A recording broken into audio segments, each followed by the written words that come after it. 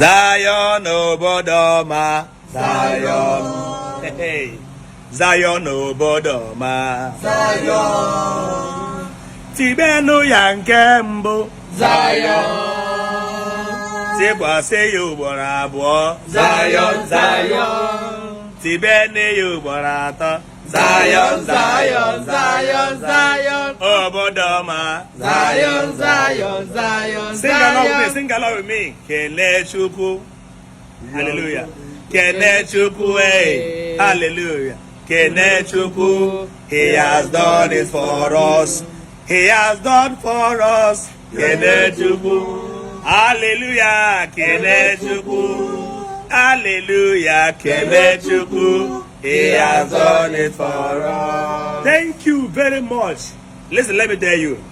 It's only an enemy of progress.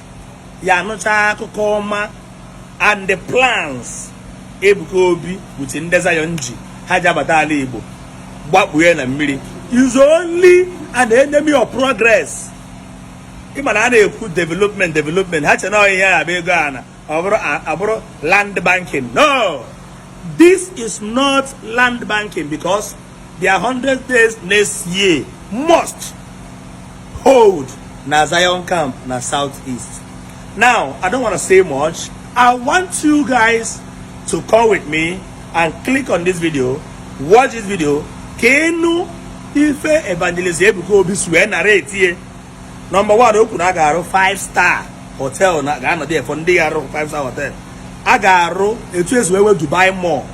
Etu ezu ewe kata mall. Aga enwe Seraphic world class mall. Aga enwe shopping mall. Aga enwe amusement park. Yes, here na Chelubu small city. Maka ndị nọrọ 1 billion.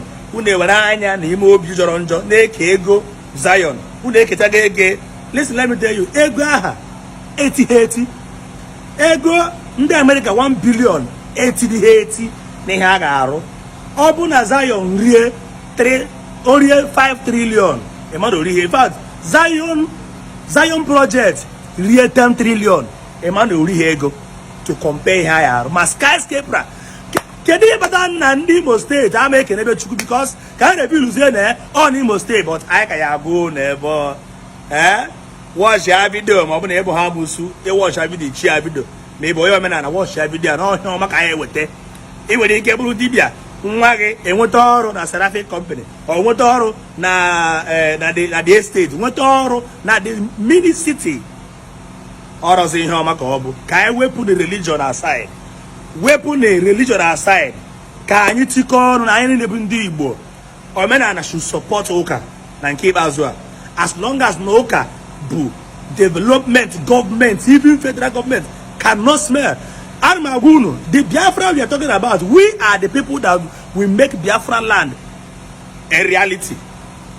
I want to make Biafra land a reality. By the time I got our world class mini city, all the northerners gonna be having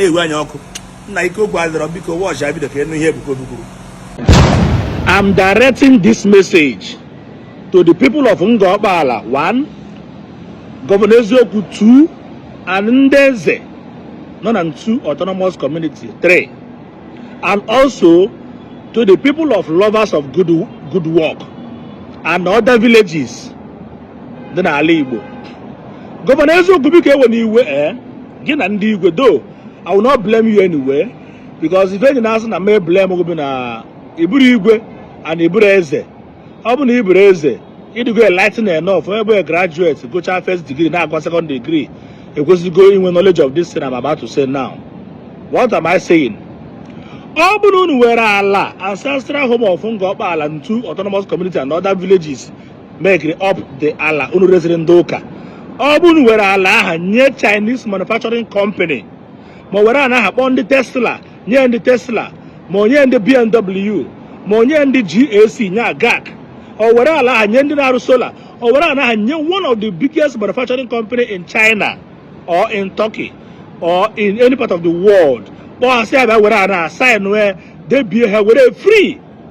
By now, those manufacturing companies would have been building factories. Today, in the space of 3 to 4, 5 years, even Ngor Okpala na here has 100 million. mana unu je were ala nye ndị ụka a na-ewetara ya okwu Chineke mgbe uru were ara akịta anyị egbu ewu gbuo ọkọ gbuo ebini ekpe ekpere tụọ nzu tụọ efere mgbe ebe niile ara aghọrị a na-aka ụka ka e wetara development. Which development? Which development?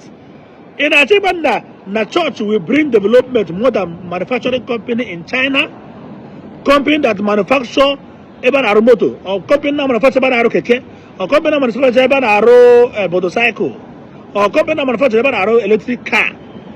Oh, numero one. That is why after this my video, I will not do any further video, and I cannot do video because anything was around Oka.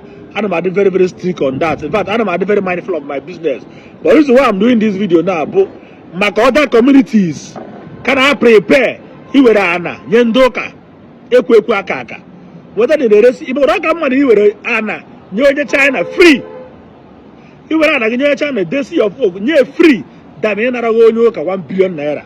In fact, when you can make offer 1 billion naira, go where I where Kaoka, where I now Chinese company free. Okay, in less than 10 years, there are now China can make appreciate because all the whole corners of the whole area in the Arrow manufacturing company. Yeah, from the plaza, Aero Plaza or Gaia, Aero Hotel or Gaia, because no out of the factory, get way behind our lodge. I get way behind the Aero no BB or Gaia. If I'm Aero there or Gaia, it was if I'm not man, Aero to Oka. So I can talk on Sunday or the Basia.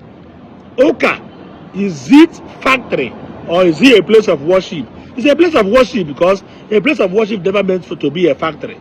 And that's the reason why it cannot bring any fruit rather than internet. Give your land to Chinese company free rather than giving it to Ndoka Utiego. I just want to make common sense.